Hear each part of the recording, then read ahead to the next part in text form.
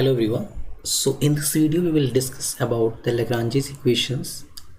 Like what is Lagrange's equations and what are the auxiliary or subsidiary equations of Lagrange's equations, and also we will discuss in this video how we can find the solution of Lagrange's equations. So let's start.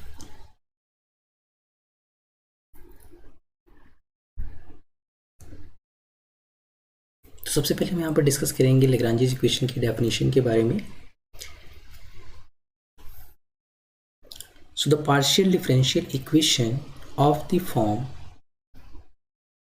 capital P into small p plus capital Q into small q equals to R is the standard form of Cauchy linear partial differential equation of the first order is said to be Lagrange's equation, where P, Q and R are function of x, y and z.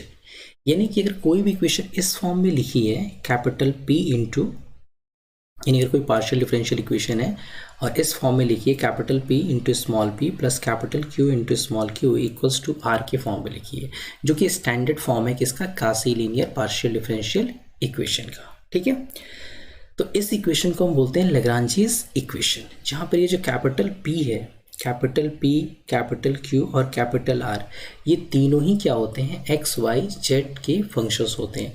इसका मतलब ये है कि इस capital P और capital Q और capital R की जगह पर कोई भी x, y, z का टर्म यहाँ पर आ सकता है. ठीक है, तो इस तरह की इक्वेशन अगर हमें दिख रही है तो उस इक्वेशन को हम क्या बोलते हैं, Lagrange's इक्वेशन. हम ये डिस्कस करेंगे कि जो Lagrange's इक्वेशंस हैं उसकी ऑक्सिलरी या सब्सिडियरी इक्वेशंस क्या होती हैं.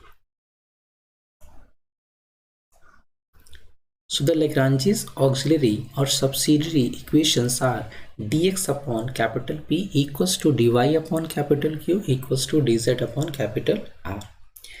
So ये जो Lagrange's इक्वेशन की जो ऑक्सिलरी इक्वेशन आपको दिख रही है यहाँ पर, इस इक्वेशन की हेल्प से ही हम Lagrange's इक्वेशन को सॉल्व करते हैं और उसके सॉल्यूशन को फाइंड करते हैं. ओके,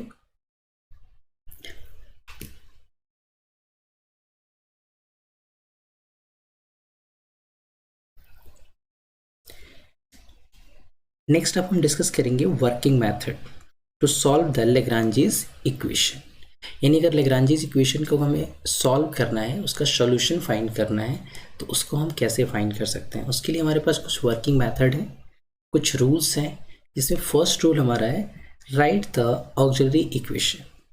यानी जो भी अगर हमें कभी भी Lagrange's इक्वेशन को सॉल्व करना है तो उसके लिए सबसे पहले हमें क्या लिखना होता है, ऑक्सिलरी इक्वेशन. ऑक्सिलरी इक्वेशन को हम सब्सिडियरी इक्वेशन भी कहते हैं, तो आप यहाँ चाहें तो ऑक्सिलरी इक्वेशन लिख सकते हैं या फिर सब्सिडियरी इक्वेशन. ठीक है, तो सबसे पहला काम क्या करना है, ऑक्सिलरी इक्वेशन लिखना है, जो कि किस फॉर्म में होगा, dx upon capital P equals to dy upon capital Q equals to dz upon capital R, जहाँ पर ये P Q R क्या है, x y z के फंक्शन. तो जब हम इसको कैपिटल P, कैपिटल Q और कैपिटल R की वैल्यू को यहाँ पर पुट करेंगे. ठीक है, तो ऑक्सिलरी इक्वेशन जब लिख लेंगे हम, तो ऑक्सिलरी इक्वेशन लिखने के बाद क्या करना है, now solve the auxiliary equation. अब ऑक्सिलरी इक्वेशन को हम सॉल्व करेंगे. तो ऑक्सिलरी इक्वेशन को सॉल्व करने के लिए हमारे पास अलग अलग मेथड्स हैं, जिसमें पहला मेथड क्या है, बाय ग्रुपिंग मेथड और मल्टीप्लायर्स मेथड.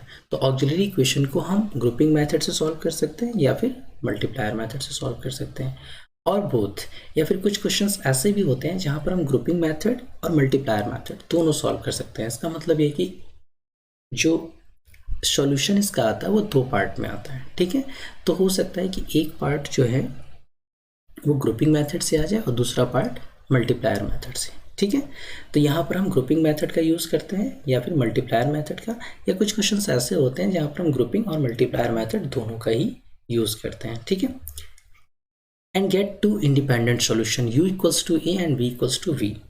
और हमें क्या मिलता है जब हम यहाँ पर ग्रुपिंग मेथड या फिर मल्टीप्लायर मेथड को अप्लाई करते हैं, तो हमें जो सॉल्यूशंस मिलते हैं वो दो सॉल्यूशंस मिलते हैं, एक u इक्वल्स टू a और दूसरा v equals to b, where a and b are arbitrary constants. जहाँ पर ये जो ये a है और ये जो b है ये आर्बिट्रेरी कॉन्स्टेंट्स हैं, तो इसकी जगह पर हम और कोई दूसरा कॉन्स्टेंट भी ले सकते हैं, लाइक c1 c2 भी ले सकते हैं यहाँ पर, और कोई भी आर्बिट्रेरी कॉन्स्टेंट हम यहाँ पर ले सकते हैं. ठीक है, लास्ट स्टेप क्या होगा आपका, Hence, the general solution is phi of u comma b equals to 0 of capital P into small p plus capital Q into small q equals to r. तो ये तीन बातें ध्यान रखनी है अगर हमें लेग्रांजीज इक्वेशन के सॉल्यूशन को फाइंड करना है। तो सबसे पहला क्या है कि जो भी गिवन इक्वेशन है उसके लिए हमें क्या करना है, लेग्रांजीज इक्वेशन को लिखना है, लेग्रांजीज इक्वेशन की ऑक्सिलरी इक्वेशंस को लिखना है और ऑक्सिलरी इक्वेशन लिखने के बाद उसे सॉल्व करना है। सॉल्व करने के लिए हमारे पास दो मेथड है, एक ग्रुपिंग मेथड और एक मल्टीप्लायर मेथड। तो इन दोनों मेथड का यूज़ करके हमें दो सोल्यूशन को फाइंड करना है। जब वो दोनों सोल्यूशन फाइंड हो जाएंगे तो उसको सिंपली हमें यहाँ पर लिख देना है फाई के साथ में ब्रैकेट के अंदर कॉमा करके, दोनों सोल्यूशन को यहाँ पर इक्वल टू में 0 पुट करके लिख देना है। तो वही हमारा क्या होगा, लेग्रांजीज इक्वेशन का सोल्यूशन होगा। ठीक है,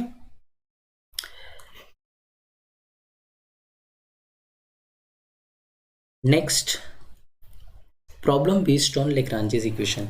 यहाँ पर हमने कुछ क्वेश्चन यहाँ पर लिख रखा है जिससे आपको सारी चीज़ें क्लियर हो जाएंगी कि लेग्रांजीज इक्वेशन बेस्ड क्वेश्चन को हम कैसे सॉल्व करते हैं, उसके सॉल्यूशन को कैसे फाइंड करते हैं और किन किन स्टेप्स को हम यहाँ पर यूज़ करते हैं। ठीक है, तो जैसे कि क्वेश्चन यहाँ आप देख रहे हैं आपके सॉल्व द क्वेश्चन क्या लिखा हुआ है, solve the partial differential equation x p plus y q equals to 3z।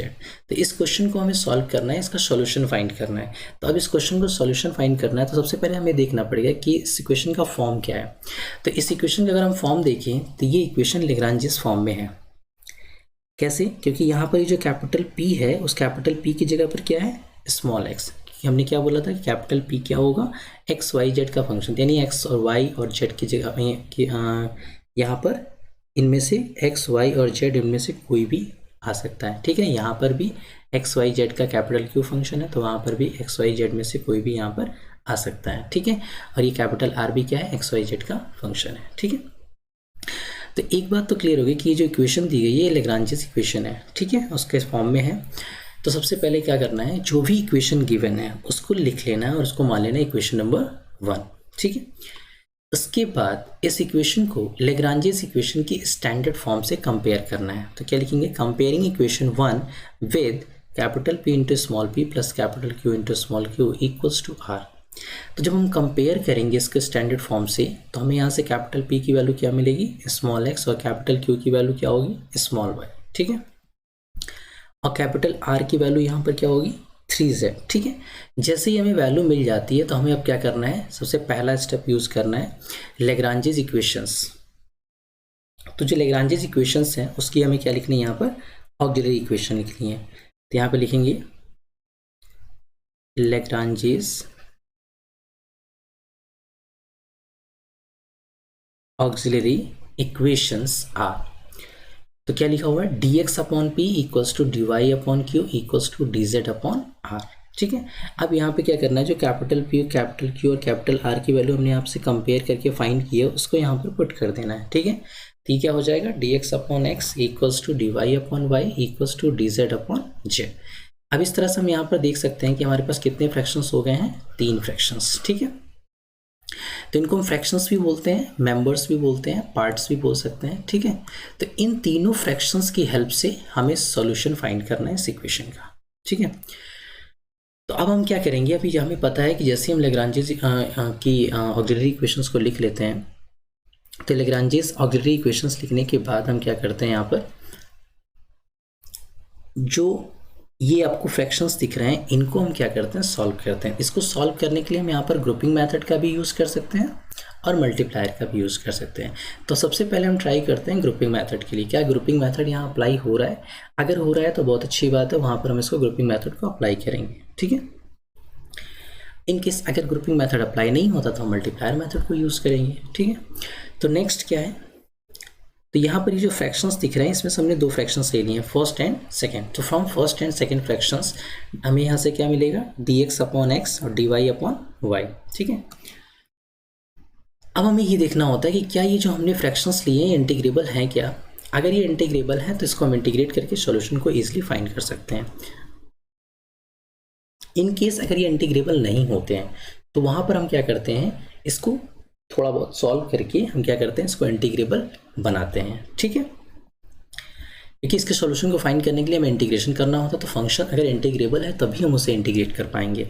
सो हम यहाँ पर देख पा रहे हैं कि dx अपॉन एक्स ये इंटीग्रेबल है, dy अपॉन वाई ये भी इंटीग्रेबल है, ठीक है।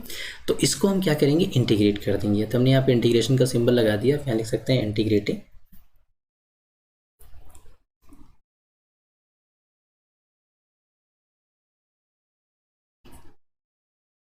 सो integrating dx upon X dy upon Y. So अगर dx अपॉन एक्स का इंटीग्रेशन क्या हो जाएगा, log x, और dy अपॉन वाई का इंटीग्रेशन log y, और प्लस log c1। ये जो log c1 लिखा हुआ है यहाँ पर, ये क्या है कि इंटीग्रेटिंग कांस्टेंट है। इसके प्लेस पर हम कोई भी कांस्टेंट ले सकते हैं, ठीक है, लाइक c1 c2 कुछ भी, किसी भी तरह का कांस्टेंट हम यहाँ पर यूज़ कर सकते हैं। बट अगर हम यहाँ पर दिख रहा है कि दोनों सॉल्यूशंस हमें जो मिल रहे हैं दोनों तरफ, वो इंटीग्रेशन जो हमें मिल रहा है वो लॉग में आ रहा है, तो उस केस में हमेशा हम यहाँ लॉग वाला ही कांस्टेंट लेते हैं, ठीक है। उससे क्या होता है कि लॉग कैंसल्स हो जाते हैं लास्ट में, ठीक है। अदरवाइज आप कुछ भी सॉल्यूशन यहाँ पर कोई भी कांस्टेंट यहाँ ले सकते हैं, उससे कोई दिक्कत नहीं है। बस सॉल्यूशन जो भी आता है हमारा वो एक्स वाई जेड के टर्म में आना चाहिए, ठीक है। तो यहाँ पर ये हो गया log x और ये हो गया log y और plus log c1 integrating constant. अब हम इसको सॉल्व करेंगे तो क्या हो जाएगा, log x minus log y equals to log c1। अब ये log m minus log n क्या हो जाएगा, log m by n equals to log c1। तो हमें यहाँ से क्या मिल जाएगा, x upon y equals to c1, ठीक है। तो इस तरह से हमें क्या मिल गया, यहाँ पर पहला सोल्यूशन मिल गया, ठीक है। अब इस सोल्यूशन के बाद हमें दूसरा सॉल्यूशन फाइंड करना है, क्योंकि हमें दो सॉल्यूशंस यहाँ मिलते हैं। तो अब हम क्या करेंगे, from second and third fraction को यूज़ करेंगे, ठीक है। तो सेकंड और थर्ड फ्रैक्शन को भी हम यूज़ कर सकते हैं, फर्स्ट और थर्ड को भी यूज़ कर सकते हैं। बस हमें ये ध्यान रखना है कि जो सॉल्यूशंस आते हैं वो डिफरेंट्स आने चाहिए, ठीक है। जैसे एक्स वाई अगर आ गया तो नेक्स्ट में वाई जेड आना चाहिए, ठीक है। तो अब हम क्या करेंगे, यहाँ पर हम सेकेंड और थर्ड फ्रैक्शन को यूज़ करेंगे। हम चाहें तो यहाँ फर्स्ट और थर्ड को भी यूज़ कर सकते हैं, ठीक है। तो अभी हम क्या कर रहे हैं, from second and third fractions. तो वहाँ पर हमें सेकेंड फ्रैक्शन क्या था, डी वाई अपॉन वाई, और third fraction D z upon 3z। अब अगेन हमें चेक करना है कि ये इंटीग्रेबल है। अगर है तो इसको हम इंटीग्रेट करेंगे, तो हाँ ये इंटीग्रेबल है। तो अब इसको हम इंटीग्रेट करेंगे, तो d y upon integration of d y upon y and 1/3 is constant, तो इसको बाहर लिख लेंगे। So integration of d z upon z. Now the integration of d y upon y equal is log y and 1/3 integration of d z upon z equals to log z. Again यहाँ पर integrating constant use करेंगे log c2 dash. यहाँ पर log c2 लिखने के बजाय हमने log c2 dash लिखा है। रीज़न इसके पीछे ये है, यहाँ पर ये जो 3 दिख रहा है यहाँ पर, इसको जब हम LCM लेंगे तो यहाँ इससे मल्टीप्लाई हो जाएगा। तो इससे क्या होगा कि ये नया कांस्टेंट बन जाएगा, ठीक है। तो इस कांस्टेंट को सॉल्व करना ईजी नहीं होगा, तो इसलिए हमने क्या किया, इसको हमने c2 डैश ले लिया। अब अगेन ये जो 3 log c2 डैश है इसको हमने एक नया कॉन्स्टेंट मान लिया, ठीक है। तो यहाँ पर हम लिख सकते हैं कि log 3 log c2 dash equals to, हमने क्या लिखा है, log c2, ठीक है।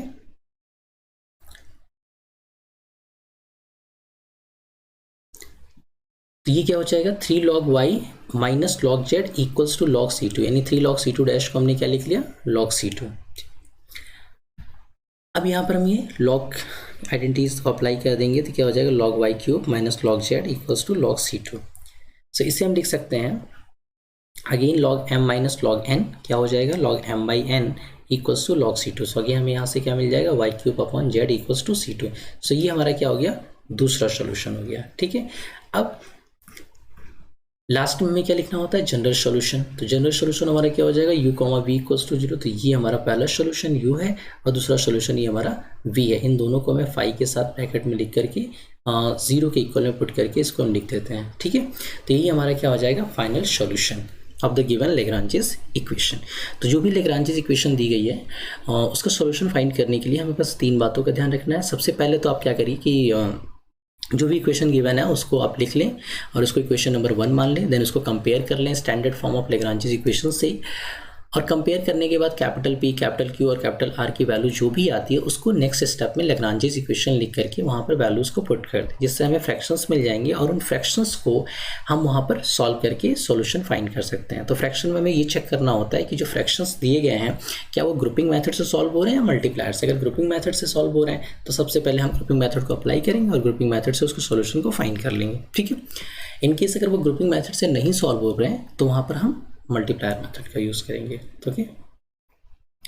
नेक्स्ट ये जो क्वेश्चन था अभी आपने देखा, यहाँ पर ये क्वेश्चन का सॉल्यूशन हमने फाइंड किया ग्रुपिंग मेथड से। अब एक क्वेश्चन हम दूसरा करते हैं जिसमें हम मल्टीप्लायर मेथड का यूज़ करेंगे, जिससे आपको दोनों चीज़ें क्लियर हो जाएंगी। ठीक है, ये ग्रुपिंग मेथड कब अप्लाई करते हैं और मल्टीप्लायर मेथड कब अप्लाई करते हैं। Now the next question is solve the partial differential equation y minus z into p plus x minus y into q equals to z minus x. ठीक है, सो ये क्वेश्चन आपको दिया गया, अगेन आप देख सकते हैं कि ये लेग्रांजिस के स्टैंडर्ड फॉर्म में है। तो लेग्रांजिस फॉर्म में अगर ये क्वेश्चन है तो इसका सॉल्यूशन फाइंड करने के लिए सबसे पहले हम क्या करेंगे, जो भी गिवन इक्वेशन है उसको हम क्या मान लेंगे, इक्वेशन नंबर 1। तो इक्वेशन को हमने क्या मान लिया, इक्वेशन नंबर इसको 1 मान लिया। अब जैसे हम इक्वेशन नंबर इसको 1 मानते क्या करते हैं, इसको हम कंपेयर करते हैं स्टैंडर्ड फॉर्म से, यानी लेग्रांजिस इक्वेशन से हम इसको क्या करेंगे, कंपेयर करेंगे। तो जब हम इसको कंपेयर करेंगे तो comparing equation 1 with capital P into small p plus capital Q into small q equals to r, we get what, the value of capital P is y minus z and the value of capital Q is x minus y and the value of r is z minus x। तो इस तरह से हमें P Q R की value मिल गई। अब हम क्या करेंगे, लेग्रांजिस इक्वेशंस को लिखेंगे। तो लेग्रांजिस इक्वेशन की जो ऑक्सिलरी इक्वेशन है उसको लिखेंगे।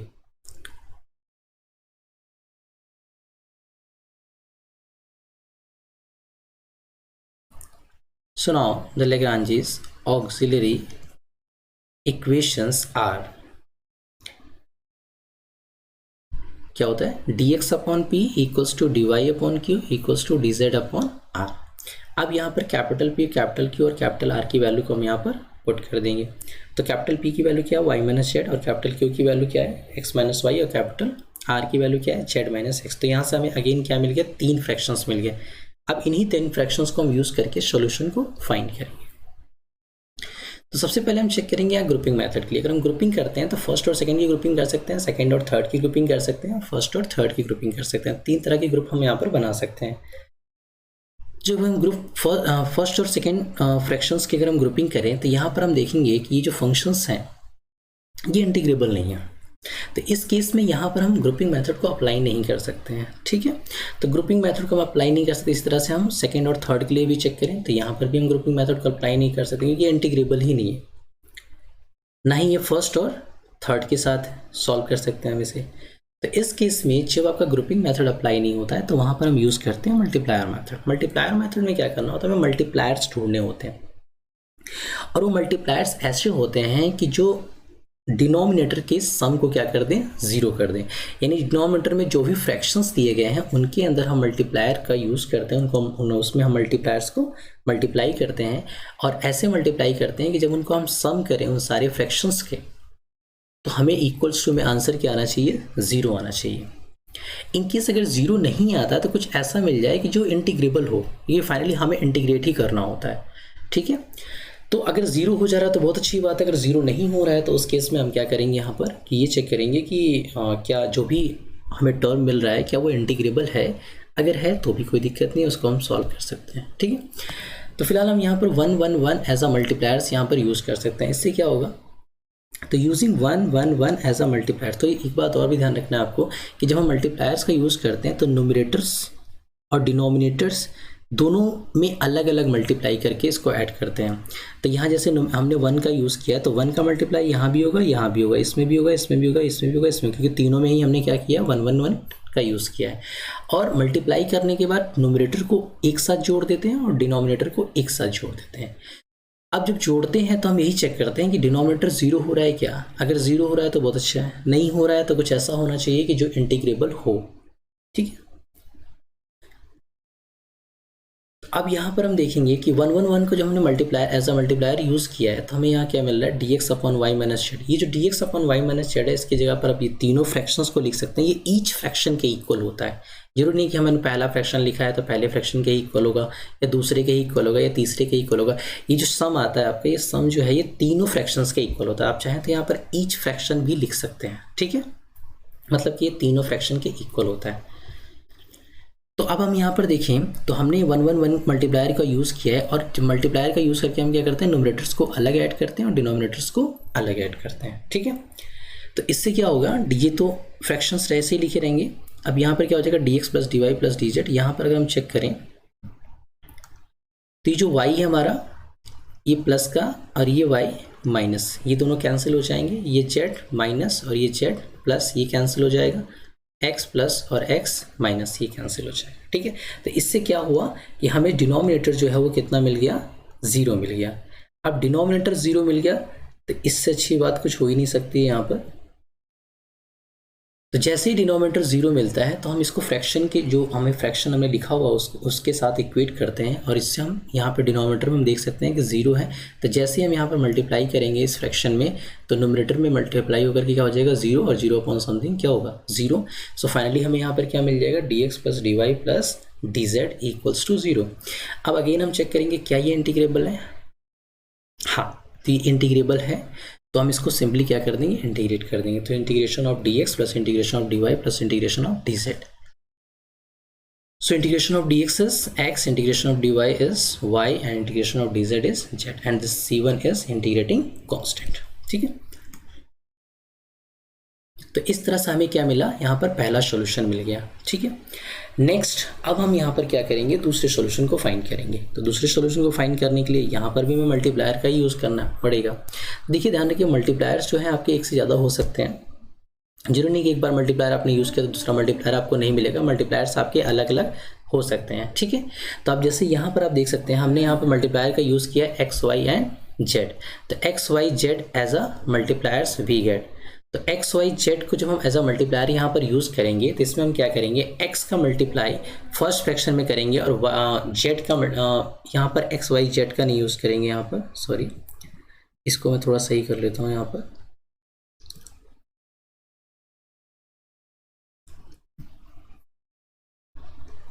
यहाँ पर जो मल्टीप्लायर यूज़ होगा वो होगा एक्स जेड और वाई।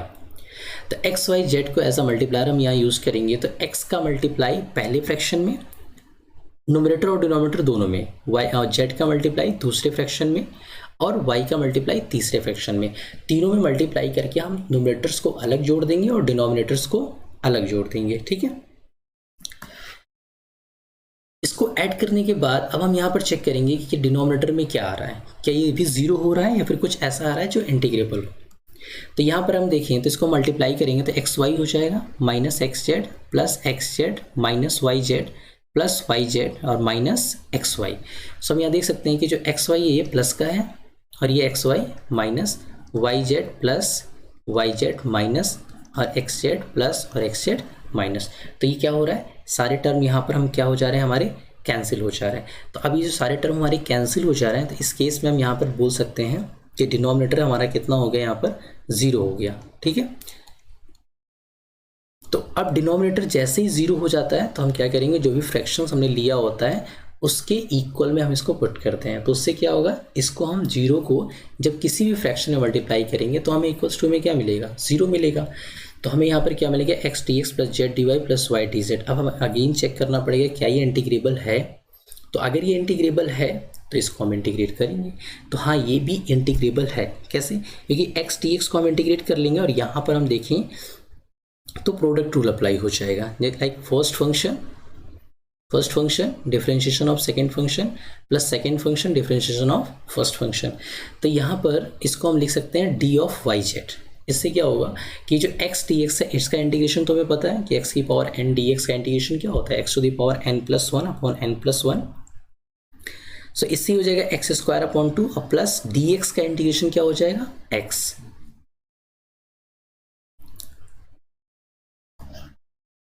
सो ये जो सॉल्यूशन हमें मिला ये सेकंड सॉल्यूशन मिला। ठीक है, अब इसी तरह से अब इसको हम क्या करेंगे, इसका जनरल सॉल्यूशन लिख देंगे। तो फर्स्ट और सेकंड सॉल्यूशन को कॉमा के साथ ब्रैकेट में पाई के साथ 0 के इक्वल में पुट करके लिख देंगे, वही हमारा क्या होगा, फाइनल सॉल्यूशन हो जाएगा। ठीक है, तो इस वीडियो में आपने ये देखा कि यहाँ पर हमने क्या डिस्कस किया कि लैग्रांजेस इक्वेशन का फॉर्म क्या है और उसकी ऑक्सिलरी इक्वेशन क्या होती है, और उस ऑक्सिलरी इक्वेशन की हेल्प से हम कैसे लैग्रांजेस इक्वेशन के सॉल्यूशन को फाइंड कर सकते हैं। तो उसके लिए 2-3 बातें आपको ध्यान रखनी है सिर्फ। सबसे पहले आपको क्या करना है, जो भी इक्वेशन गिवन है उसको आप इक्वेशन नंबर 1 मान के लिख लीजिए और उसको कंपेयर करिए। कंपेयर करने से आपको कैपिटल P, कैपिटल Q और कैपिटल R की वैल्यू मिलेगी। उसके बाद आपको क्या करना है, ऑक्सिलरी इक्वेशन लिखना है। ऑक्सिलरी इक्वेशन लिखने के बाद आपको 3 फ्रैक्शन मिलेंगे। उन तीनों फ्रैक्शंस में आपको सबसे पहले चेक करना है कि क्या वहाँ ग्रुपिंग मेथड अप्लाई हो रहा है। अगर हो रहा है तो उसे ग्रुपिंग मेथड से अप्लाई करके वहाँ से आप उसके सॉल्यूशन को फाइंड कर लीजिए।